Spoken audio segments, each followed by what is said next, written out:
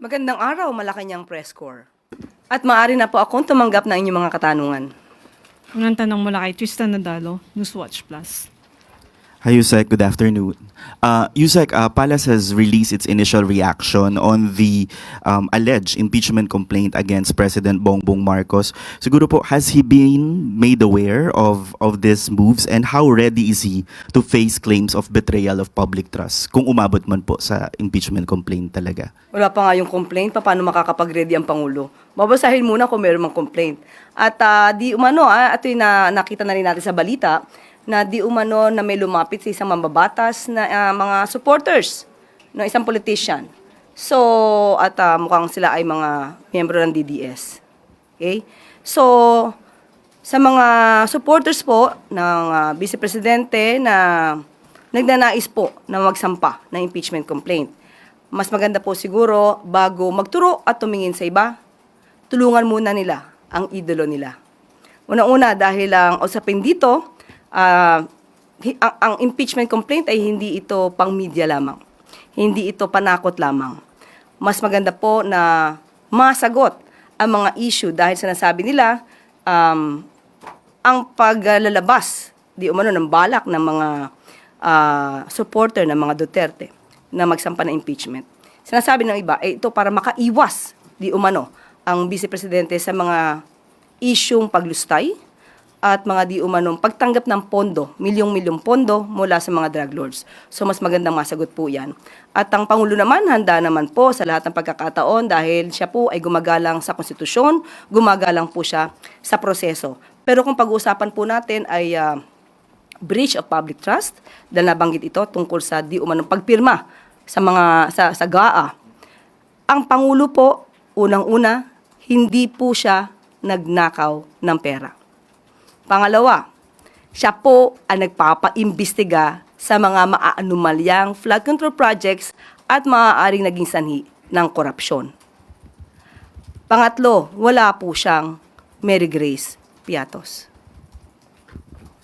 Follow-up lang po. So sa mata po ng palasyo, si Vice President Sara Duterte o ang Duterte family ang nasa likod ng mga usap-usapan para ipa-impeach si Pangulong Marcos? Yan po ang inamin ng isang mambabatas. So sa kanya po galing yung sinasabing DDS po or Duterte supporter ang nais maghain ng impeachment complaint laban sa Pangulo. Follow-up mula kay Maricel Halili, TV5. Magandang umaga po, Yusek. Although your statement is clear, I wonder how confident is the President or Malacanang when it comes po doon sa support ng mga members ng Congress, because we all know this is a numbers game. Sa ngayon, tiwala pa rin po ang Pangulo na meron pong pagtitiwala rin sa kanya ang mga mambabatas dahil hindi naman po gumagawa ng kamalian ng Pangulo. Siya pa nga po ang pumortekta, lalong-lalo na ng 2025 budget dahil bago po ma-release ang pondo, kailangan po may conditional implementation at yung tinatawag natin for late release na maraming umalma at ang sinabi pa ito ay First Lady reject. So, pinangalagaan po ng Pangulo ang ating pondo. Kaya, sa mga matitino din po at maayos na mga mababatas, alam po natin kung saan sila gagawi. Gagawi sila sa matino at hindi sa mga kurakot. Ma'am, nung first time na lumabas yung issue ng impeachment against Vice President Sara Duterte, it was clear that the President does not want it to push through. Ganun pa rin po ba ang posisyon ngayon ng Pangulo tungkol naman doon sa bantang impeachment against the Vice President? Noong nakaraang linggo po ay nakausap natin mismo ang Pangulo at tinanong natin dyan. Dahil sinabi po natin, tinatanong na po ng MPC kung anong inyong magiging reaksyon sa mga nababalitang magsasampa ng impeachment complaint laban kay sa Vice Presidente. Ang tanging tugon lamang niya sa akin ay kung ano po ang pagtrato sa pag-iimbestiga sa flood control projects, mga anomalyang flood control projects. Ganon din po ang gawing pagtrato sa paggagawa or sa pag-iimbestiga patungkol dito sa impeachment complaint laban kay VP Sara. Sunod na tanong mula kay Alvin Baltasar, Radyo Pilipinas.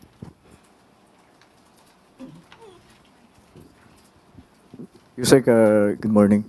Yusek, may post si Mr. Montulfo doon sa kanyang Facebook page At ang sinasabi, nakikipag-ugnayan umano yung BGC Boys kay VP Sara. At umaasa daw ang tatlo na ma-acquit ang Vice President sa ikinakasang impeachment. And kapag nanalong presidente, bibigyan daw sila ng executive clemency. Ano pong reaction niyo doon sa FB post ni Mr. Tulfo? Wala po kasi tayong personal na kaalaman sa kanyang nabanggit. Hindi natin kilala yung Tweety Bird ni Mr. Ramon Tulfo. Pero kung ito'y may katotohanan, sana man lang ay itong mga witnesses na maaari talagang mayroong alam sa katotohanan, huwag silang magpabudol.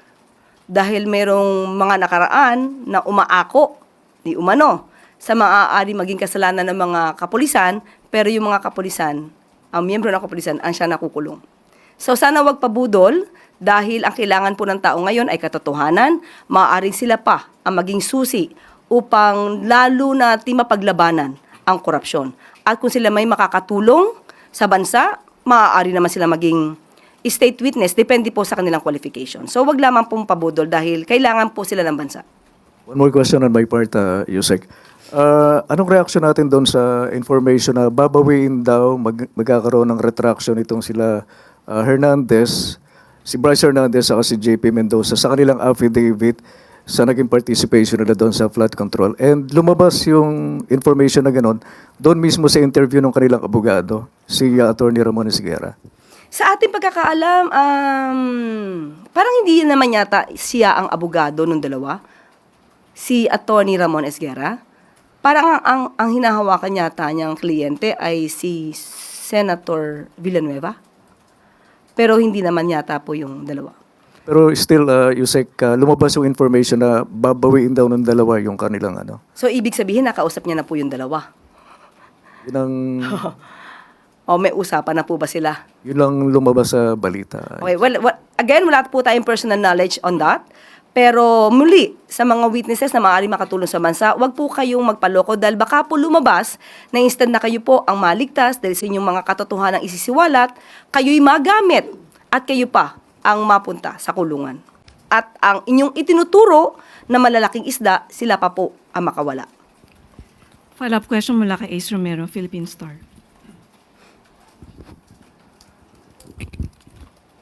Yusek, may I just go back to your statement quoting the President about the impeachment kay VP Sara. Kung ano man ang pagtrato sa pag-imbestiga sa flood control projects, ganun din ang pagtrato sa pag-imbestiga sa impeachment complaint. May we get an elaboration on that? Ibig sabihin, managot ang dapat managot. Ano po ba ang laging sinasabi patungkol sa mga maanumalyang flood control projects? Kung may issue, kung sangkot, dapat managot. Ganon din po ang dapat na itrato natin sa impeachment complaint. Kung isasampa po ito laban sa Vice Presidente. So, balikan ko rin din yung tanong. May explicit po bang pahayag ang Pangulo kung kanyang susuportahan o mananatili siya sa kanyang stance na magiging hadlang ang impeachment sa pagpasa ng priority bills ng Kongreso? Wala po yata siyang sinabi na impeachment magiging hadlang. Yung dati, sinabi niya dati. Iyon po ang sinabi ng Pangulo. We can read between the lines. Dapat nating itrato ang impeachment complaint kung maisasampa, katulad ng pantrato sa masinsinan at malawakang pag-iimbestiga sa mga anomalyang flood control projects. So it's accurate to say that the President will not stop the filing of another impeachment against the Vice President? Igagalang niya po ang proseso. Kung ang prosesong yan ay dapat masampa ayon sa mga ebidensya, igagalang po ng Pangulo ang proseso. Salamat po. Kat Domingo, ABS-CBN. Yusek, can we get an update dun po sa whereabouts ni Zaldico and Harry Roque? Bakit po natatagalan tila yung pag-trace considering na medyo ilang months na rin po silang hinahanap and na-cancel yung passports pareho? Itatanong ko po yan sa DOJ at saka sa DILG. Sa ngayon po ay hindi po tayo nakahingi ng update dahil hindi po siya ngayon nabibigyan ng tamang pagtugon dahil marami rin pong mga issues na dapat tugunan. Pero sa ngayon po, at since ito po ay nai-open nyo, malamang po after this, ako po ay magtatanong at maghihingi ng update sa kanila. Yusek, nag-circulate po yung photo ni Harry Roque and Philippine Ambassador to Austria, Luli Arroyo. But it appears na 2023 pa, it seems, yung photo na yon. Did we get an update from our, or what updates did our ambassadors or consular offices in Europe provide? What updates did they provide to the national government in terms of the whereabouts of either Harry Roque or Zaldico? Patungkol po doon sa larawang nagsisirculate, patungkol po kay Harry Roque at kay Ambassador Luli Arroyo Bernas. Naalarma rin po ako, personal na naalarma ako. Pero nung nakita ko po yung larawan, mukhang hindi naman po siya yung kasalukuyang Harry Roque na magre-reflect doon sa picture. Doon po ay medyo malusog pa po siya at maayos pa po ang kanyang hairdo. So, nung tinanong po natin, lumalabas na ito yung 2023. At tinanong po mismo natin si Secretary Tess Lazaro kung anong katotohanan dito dahil nga mukhang nababahiran ng pagbibintang kay Ambassador Luli Arroyo Bernas na dapat ay hindi kung wala naman talaga nagaganap. Ayon po mismo kay Secretary Tess Lazaro ay yung larawan na po yun ay 2023 and since then hindi na daw po naman nakadalaw ang si Harry Roque sa nasabing lugar at sa nasabing opisyal. So, yun po, hindi po siya latest na larawan. Ma'am, yung embassy sa Netherlands, wala po silang kahit anong information. Wala po akong koneksyon ngayon sa embassy sa Netherlands kung patungkol po dyan. At muli, itatanong ko dahil hindi ko pa po sila natanong patungkol po dyan. Sunod na tanong mula kay Junel Maribohok, UNTV. Magandang tanghali po, Yusek. Base sa huling Pulse Asia survey, 48% o malapit sa small majority sa mga Pilipino nagsasabing hindi nagtitiwala sa Pangulo na malulutas yung issue ng korupsyon sa flood control.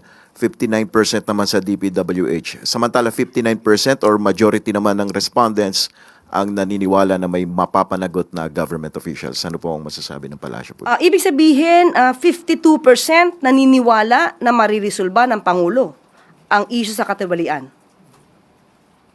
So majority pa rin po ang naniniwala sa kakayanan ng Pangulo.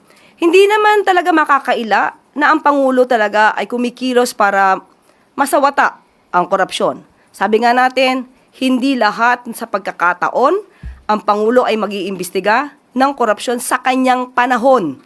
Hindi ito nangyari sa nakaraang administrasyon. Ang sabi nga natin, kung hindi ito gagawin ng Pangulo ngayon, kailan pa? At kung hindi ang Pangulong Marcos ang gagawa nito, sino pa?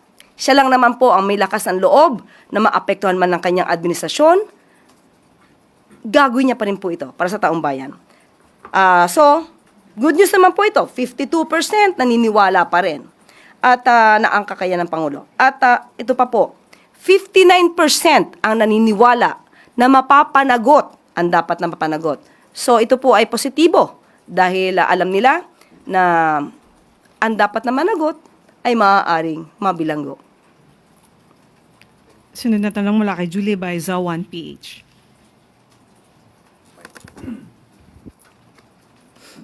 Hello, Yusek. Colonel Mongao voluntary turned himself po last Friday. Sinabi niyo po before na the President is closely monitoring yung developments. Ano na po yung next action or susunod na hakbang ng palasyo after po niyang isuko yung sarili niya? Ang Pangulo lang po, hahayaan na lang po niya ang otoridad, ang tamang ahensya, na siyang kumilos kung anong nararapat dito. Muli, due process, rule of law, ang paiiralin po ng Pangulo dito. Inaasa na lang po ba natin kung ano yung magiging resulta ng investigasyon ng military po? Kasi nasabi nga niya na the President lost his moral ascendancy to be the commander-in-chief. Wala po bang other action or ipupush na sanctions yung palas? Hahayaan po natin ang tamang ahensya kung magpapataw sila ng mga penalties or sanctions laban dito kay Colonel Mongao. Ivan Mayrina, GMA7. Balikan ko lang po yung impeachment against the Vice President. Ang sinasabi po ng Presidente ngayon ay managot ang dapat managot, as you said. I think we can safely say na ito po ay departure from his statement during the first impeachment complaint na sinabi niya hindi ito makakatulong sa ordinaryong Pilipino. Yan po ang posisyon na dati and he expressed opposition to the impeachment process. But it went on anyway dahil nga po proseso daw yon. What changed, ma'am, between the first impeachment complaint and the possible refiling of that same complaint? Kung ang Pangulo po ngayon ay nagsasabi na ang lahat ng sangkot ay dapat managot, wala naman po sigurong exemption. Kung may mga pagkakasala na gawa, dapat din po managot. Lahat dapat managot. Pero nung una po kasi sinasabi niya, hindi yan makakatulong sa ordinaryong Pilipino. Hindi pa siguro nakikita kung gaano kalawak ang maaaring naging issue noon. Salamat. Huling tanong mula kay Ana Bajo, GMA News Online. Hi ma'am. Ma'am, hingi lang po sana kami ng update kung nakaalis na po ba si Presidente papuntang Abu Dhabi. Hindi pa po. Kailan ma'am yung ano po yung... Sabihin ko po mamaya. Pero tuloy ma'am, tuloy. Today. Tuloy. Tuloy. Tuloy. Tuloy. At ibibigay naman po namin sa inyo ang update kapag ka po ang Pangulo po ay lumipad na patungong Abu Dhabi. Pahabol na tanong po mula kay Tuesday New. Habol lang, ma'am. Bakit po walang coverage yung departure niya for UAE? Hindi siya open for coverage? Walang kasamang media. Yes, Hindi rin ma'am, po ako kasama. Opo, pero usually, ma'am, kasi pang nag-abroad siya, kahit yung departure lang niya, kino-cover, pinapakover nila. Ba't wala po ngayon?